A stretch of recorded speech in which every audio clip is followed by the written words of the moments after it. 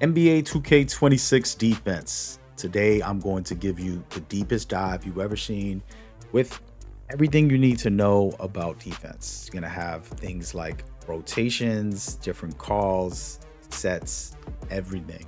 And I'm doing this video specifically because I know what it's like playing with random people or even with friends and family. It's very difficult to play with people who don't know how to rotate or don't know how to basically run anything. So today we're diving into zone defense, which is actually matchmaking defense. Then we're gonna run into a whole lot of key things when it comes to different rotations, triangles, stack, and so much more. Right? If this is gonna be helpful for you, leave a like, subscribe, and comment. If you want more, want detailed information for each position, it's something that I'm thinking about doing, but I need to know you guys want that. All right, that being said, this is Coach M. Hope you guys are enjoying the content. Let's get into it. So, in 2K, it's a different game than real life, but it does have a lot of the principles pretty much the same. And we create different versions to fit video game world. And so, in this footage, you're watching what people might assume is zone defense, and they're just like, oh, I'm going to play the left side, I'm going to play the top side. No, that's not what's happening here. It looks like we're playing regular zone, but it's actually matchup zone. Basically meaning we're going to be matching up with somebody specific, guarding a specific person, a specific scenario, and actually you're in control of the game. In reality, what we're doing when you're watching in the background is that we're controlling what options they have and then manipulating with the mental game by acting like I'm going to guard somebody, but really just faking it and going to another person while somebody else guards them, and then someone else drops. Okay, it's a rotation system that actually is very confusing for a point guard. And remember, these point guards are elite and they mastermind on offense. But your job on defense is to confuse them to the point where they're unable to know what you're doing next. So we'll go from regular triangle to reverse triangle, go into stack, and don't worry, I'll explain what those are. But we'll go into stack and we'll go into a lot of other things just to confuse the point guard. The main point is he's not going to get the comfortable setup. We're always going to be rotating, helping, switching, causing him to have trouble. And if you're watching the footage, you're seeing that happen in real time, which I'll break it down in just a second. But as you can see here, there are times where our lockdown will play the outside and let this point guard, which you hardly never want to do, let the point guard go right ahead and come out and do what he wants to do, which take the center of the court, right? That's something you don't want to see. So this is the mind game here that we're playing on this defense. All of a sudden, the lockdown drops to the left, forcing the point guard to the center, which you never really want to do unless you're calling this specific stack. And once you get this, you're capable of rotating everything that you're seeing, whether it's our power forward coming up, our center getting to the paint, then our shooting guard going to the right. So everybody has a role in this. Point guard is getting confused because all of a sudden he feels like he's trapped. The center can roll to the basket. It looks like everything is okay, but in reality, never mind getting the steal. But the point is, fusion continues to happen, and you're gonna watch this here. Try to push him a specific angle to create the rotations. Now the point guard is trying to figure that out. Okay, these are the kind of things that we will do. It'll work out. It doesn't always work out, but it is a mind game as far as you're playing chess. Okay, this is not a quick game where you think, oh, let me just score. Okay, everybody's switching, rotating, and they'll do the different looks so that the point guard doesn't figure out you're doing the same thing over and over. If they figure it out once, then you're going to switch it to a different defense. So we want to start off with that. So you know that as a defender, and even as an offensive player, you can learn a lot from it. But you want to take advantage of the scenarios. You can see right here, our center was going to pull. But the main thing you want to point out is that on the right side, that guy is covered in the corner because the player is going to get to him well. Since they got the block, it's unnecessary. But these are the examples about rotating and doing it right. Right. So now let's get into matchups. And this is where the deeper dive goes into each position. I'm not going to go crazy with each position because this video will be much longer. But just look carefully here. Right. You have a point guard, you have shooting guard in all the different positions. Usually the center and the point guard are at the top of the key setting a pick and roll. Just what happens. And on the hash is the shooting guard, kind of the standard setup, so he can shoot from limitless range. Then the two people in the corner usually are the lockdown power forward. That is their positions. On defense, you have the lockdown and the power forward basically guarding the pick and roll. Power forward is faster than the center, and has really good defense, so he's capable of staying with the pick and roll, dealing with it on a consistent basis. As you can see here, lockdown is all set on his scenario. He's going to be able to control the whole game with the way he's going to play. Okay. So you're looking at it right now. It's going to be a big difference on how this is set up and why they're doing what they're doing. Okay. The power forward can drop down or come up to the top depending on the rotation and the setup that they have. Everybody's covering each other's back. Okay. So can the center going to drop to the paint in this pick and roll situation if the power forward has to come up and test. Okay, this is all free flowing to a certain extent, but the defense is trying to control the point guard. Okay, so we want to stop him first. We get the plug, but remember, at the end of the day, you have to be smart about your basketball. It's not always going to work out in your favor in that way. So being able to trap the point guard, cause him to pass the ball because they usually have a high shooting and passing, and you just want them off of the ball if you can, or force them to take a bad shot because they thought they were going to get open, but somebody's there to rotate. Okay, in this case scenario, he actually gets a really good look here, but again, lockdown is pushing him towards the player, bumping him, causing him to lose adrenaline, and he has to pass out. Okay, and everybody's in the rotation during this play. As you can see right here, I want you to pay attention. What is you're gonna do? To think about it. Okay, that corner man drops a bit to help out in the paint with this drive, but he fakes because they already have somebody rotating. Get a good little play there. We're gonna just watch this scenario play out here, where the scrambling looks messy and it looks like they're not knowing what they're doing, but I promise you this is all basically coordinated. Okay, so now we're going to showcase the example of that and give you the rundown on this case scenario. Options are here, right? The power forward doesn't have to play the pick and roll. He can just let the shooting guard come up and press this actual point guard to stop him, or the power forward can come up and then everybody's rotating. Okay, so in this case scenario, what will happen? Think about it. I want you to write it in the comments. Were you wrong or right? How many of these did you get right? So here, as you can see, we had everything covered. We dropped. Now he's going for his quick play. He thought he could have got something. Sometimes people are predetermining their dunks and their shots. So if you're playing good defense, you're going to force them into something silly because they're already making up their mind. I'm going to dunk on them. No. Okay. And this is where, you know, just good defense, win games, go forward there. Right? You want to see this right here, just simple stuff where they're playing the lanes. This is where this defense shines the most. Okay. Now we're going into the triangle defense. This is the most important one, and everything that you learned from the start about the mind games, this is the rotation where you're able to switch to a certain extent and get things done. Okay, so let's get into just the full set so you can see more or less why and how this works. First things first, of course, the point guard is trying to get a play. We are going to be rotating just like this. This is very important. This is the best example of a triangle. Okay, the lockdown is moving towards the left. Okay, and there's a reason for this, and the power forward will end up coming up high, but he's not coming to guard the point guard.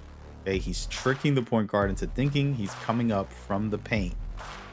In reality, he's rotating to the corner so that the center could come down and block roller. The guy slips to the basket. He's able to do that. Just watch it. I'm not going to put it in slow motion, but I'll pause it every couple seconds. See right here how the power forward pulled up, but really he was just faking it because everybody is in communication. We're doing triangle, and he runs to the corner. He gets the stop there from that pass. Center's already at the bottom protecting the paint. Now the point guard's like, oh man, I'm on an ISO, and a lot of elite players can play ISO, but not against another lockdown. If you have a good lockdown, the ISO is going to be easier to guard than most times. So pick and roll comes back again. They're pressing. He got a good shot off somewhat. He missed it, but again, they're making him scramble, and they're having to deal with very bad scenarios. So this is why the rotations are very important, so you can know and see, okay, wow, okay, they play in the game.